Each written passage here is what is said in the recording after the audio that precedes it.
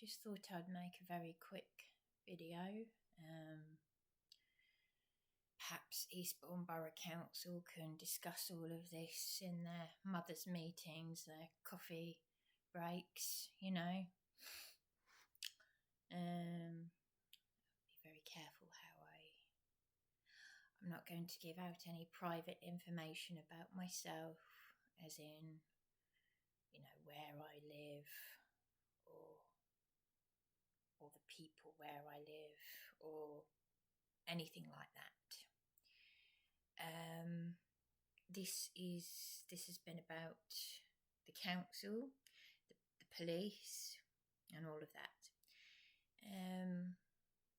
However, I have just learned that I'm feeling a little bit exploited, shall we say, because the letting agent, I don't understand all the terms and phrases and things, but they don't directly deal with the property. It's the landlady that manages the property. They just as I said, I can't remember the phrases that they use, but when I got locked out of my room on Friday,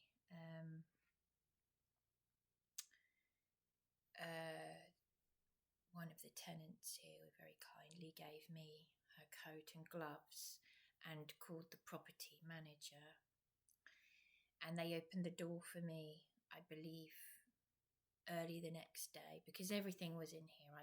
It's easily done. All tenants have been locked out of their room.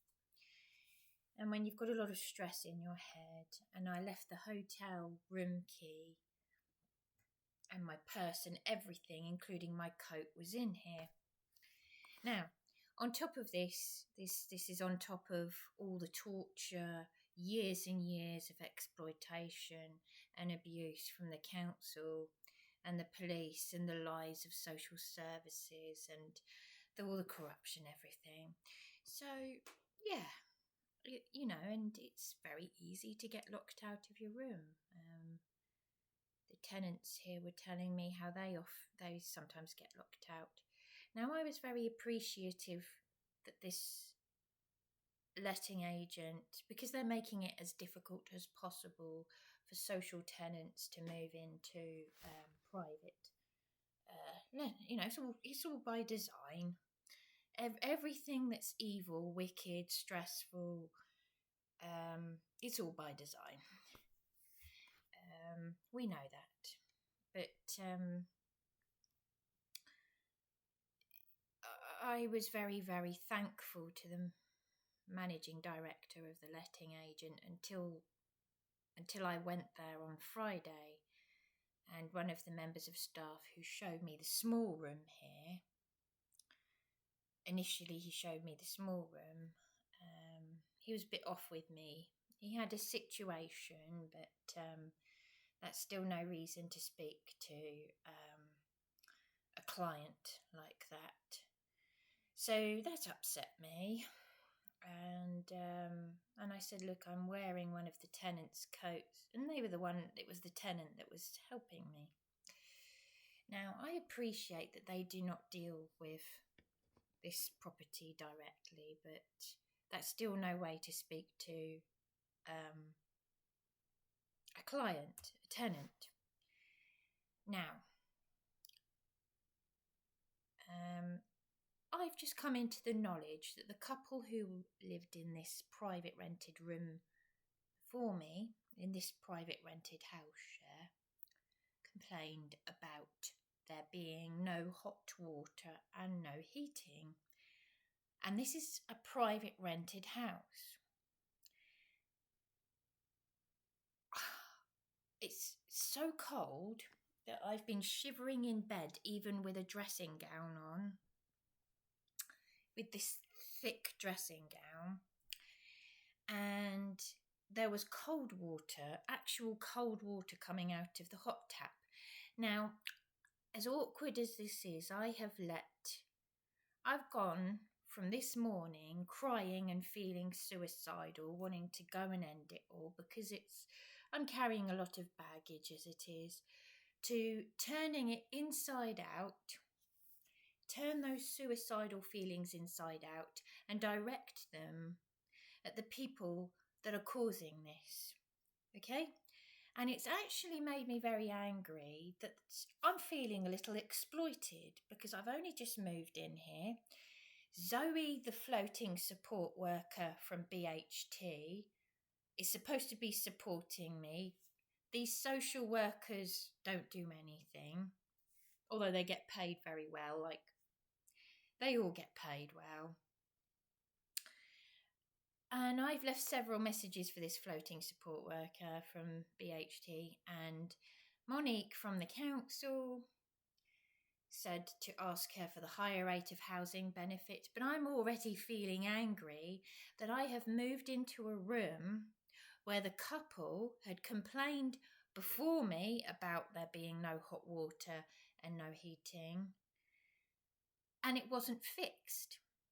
So this is where the Amazon has to come out. I have texted the landlady and the maintenance man who opened my door for me when I wasn't here so that I could get back in. I've been very polite but firm, and I've said, if this problem is not fixed, I cannot stay here. And I've only just moved in. Because if I've had someone from the letting agent being rude to me, and I've literally just moved in, and there are problems that haven't been fixed when other tenants have complained about it, because I don't know how the other tenants here can put up with that. As I said, I won't say any more other than that. But I'll use that as leverage, obviously. It just makes me very angry because when they know that you've been through a lot. Now, this landlady, she might be genuine, but I've learnt from all the torture, all the years of being taken advantage of, and all this corruption, and even Monique, because I know you watch my videos, and I'm actually really angry, and so is Darren, that you could say that I'm resilient. Is stabbing myself through through my arm with a knife resilient? Is me, you all watched me, Sally Fisher from the temporary accommodation team at Eastbourne Borough Council, you all watched me being attacked live on my YouTube channel. How did the councillor Josh Babarundi OBE know about it? And why did he tell me to go down to the council and then I was assaulted? Because I've got a recording. So you all sit, all you do is you sit around and you watch a brave person, but a vulnerable adult, going through this, and you do nothing. And you do nothing. So you're complicit in putting my life in danger. And you talk about your holidays abroad. Well, how nice for you, Monique, that you're going abroad. And you've actually got a life while you've watched me being attacked. And you can turn around and say, oh, hello. It's that kind of fakery and that kind of patronising talk that keeps this country in chains. Now, I'm going to be very careful what I say. Very careful. Because the people that I've got respect for, I want to protect those people. Now, because one of the tenants here was saying to me, I'm just being very careful how I say this because no one knows where I am all the people, because that's my business.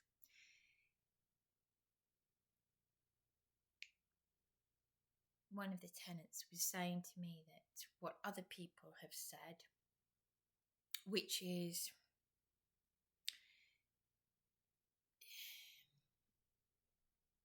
how can I say this?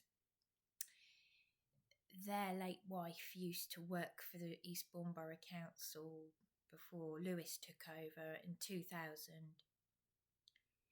And even though they were of a certain age, they didn't meet the criteria, did not meet the criteria for a property. And as what I'm about to say, I'm saying it very carefully because I've heard so many people say it. I've had a taxi driver say it to me. You're the wrong colour.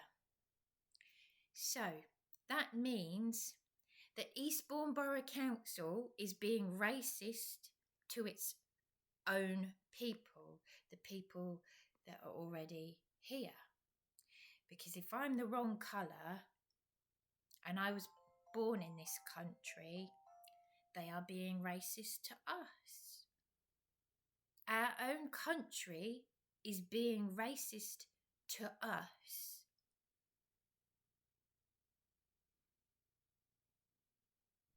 So no one can ever accuse me of being racist.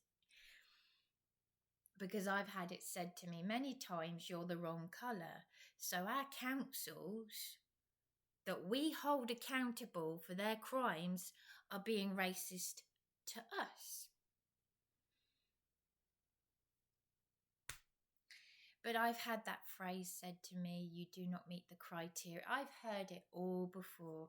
Everyone knows how corrupt this council is, and all these people are paranoid about is my YouTube channel. They're so paranoid and so psychotic that they make up stories like at SDR Living, one of the people they employ are not right in the head themselves, because this girl on the desk was saying that I was filming people.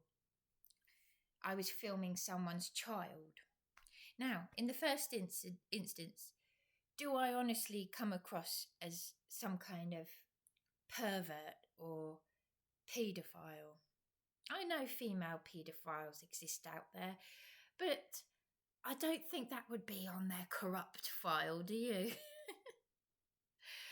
I was touched up as a child myself, but you know, you're not going to catch me. They are absolutely crazy.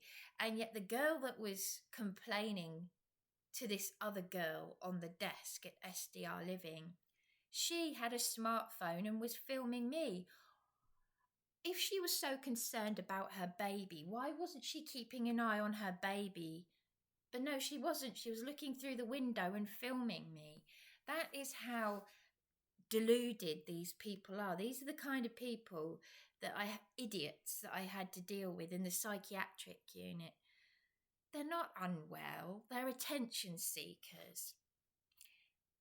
And they are the kind of people that will grow up. I say grow up.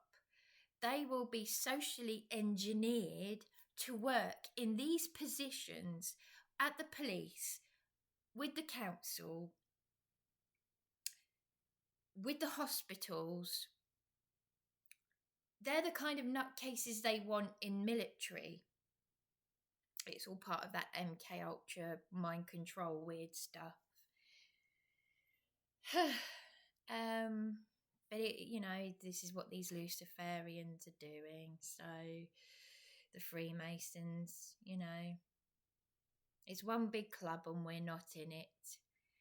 But Yeshua got me here, and Yeshua is restoring my confidence. So on that note, this landlady, as I said, I've learnt from past experience. This landlady has texted me saying, oh, if you ever want to talk about your problems, let me... No, I said, thank you that's very kind of you. No, thank you. So long as you fix the heating and the hot water, that's fine.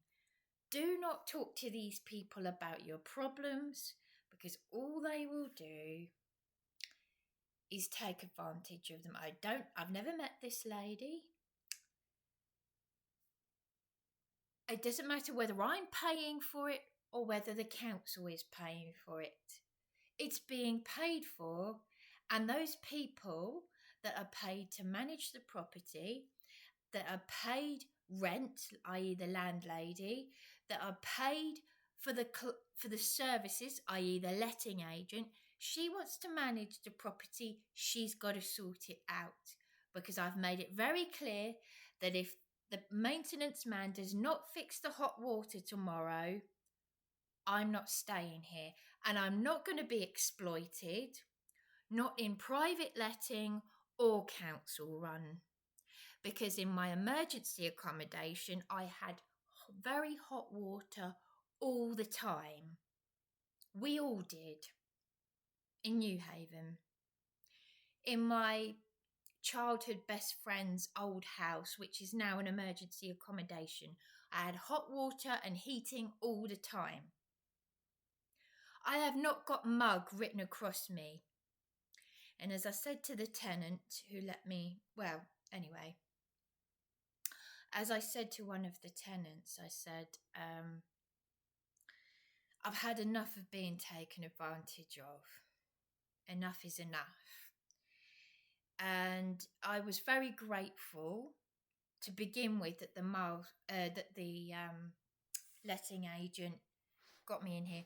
But also, they haven't been honest with me, because that tiny room that was initially showed to me, which I turned down before the holiday period because I couldn't fit all my stuff in there. I've been cleaning the room because the drawers were filthy. And I left my suitcases in the lounge. But I was told that room had gone, but it hasn't gone. So it makes you wonder, doesn't it? Because I thought to myself, surely I can't be the only person complaining that there's no hot water.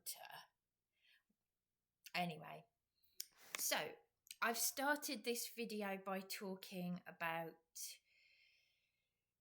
something that's unrelated to the title, which is SDR Living staff member sacked. Hang on, I just want to finish this, excuse me. Yeah, I learned from some people in Eastbourne, from Matthew 25, people who were at SDR Living. I don't know if they were there when I was there. But you know the talk, you know the horror and the torture that I went through there, if you've watched my channel. Basically,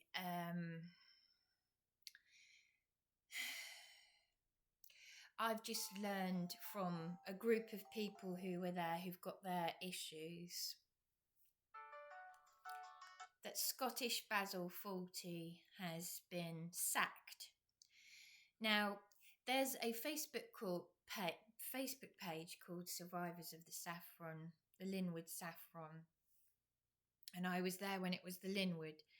And this Scottish Basil Fawlty, i.e. Jim, he told me he was there for 25 years. Now, the joke is, he was there for a quarter of a century, bullying people, bullying the vulnerable and the disabled. And yet, the online petition to the Trestle Trust Food Bank was ignored. It said, please stop the bullying of the vulnerable. And now he's just been sacked for turning up to work drunk. In my opinion, he was always drunk. And that's what they said. They said, well, he was always drunk. At the end of the day, this person should not have been in that position, because they were meant to be, he was of a nervous disposition. There were meant to be staff there trained 24/7 to deal with complex needs. And they're bullies themselves. And you can rebadge it. The phrase is, if you can polish a turd is still a turd. So they made the website look nice, but nothing had changed. And I got police beatings and injuries and getting paramedics to look at them for being suicidal on Beachy Head. And again, I lost a second parent and they couldn't even deal with bereavement. So what are these nutters doing working there? They're all as bad as each other. I know because I worked with these people. I worked with these people myself when I did care work, and it made me physically ill. Because I was bullied very badly by an Irish matron. And then when I started in the next job, I was bullied by a woman in the scullery and other staff. And it just seems to be that psychopaths and narcissists seem to be drawn to the care sector, the voluntary and the care sector, wherever they can find vulnerable people that they can pick on themselves just to make themselves feel better about themselves. That is what psychopaths and narcissists do. So, I'm going to end this video now and I just say the care coordinator was also sacked, and she said to me I could have that flat as long as I needed it. I had it for 4 months. There were meant to be staff trained to deal with complex needs. I lost my father.